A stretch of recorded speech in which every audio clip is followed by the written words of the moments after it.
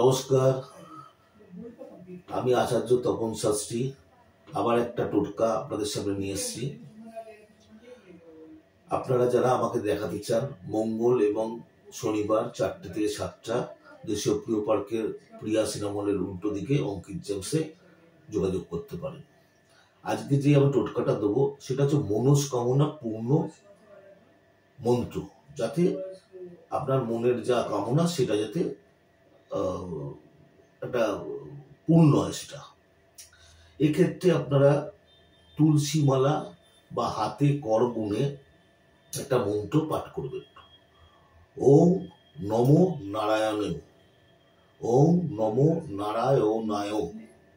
এই মন্ত্রটা আপনারা নারায়ণের মূর্তি বা নারায়ণের ছবি বা শালগ্রাম শিলার সামনে স্নান করে শুদ্ধ বস্ত্রে পূর্ব মুখে বা উত্তর মুখে বসে সুগন্ধি ফুল সাজিয়ে নিয়ে ধূপ দ্বীপ জ্বালিয়ে এই মন্ত্রটা পাঠ করবেন।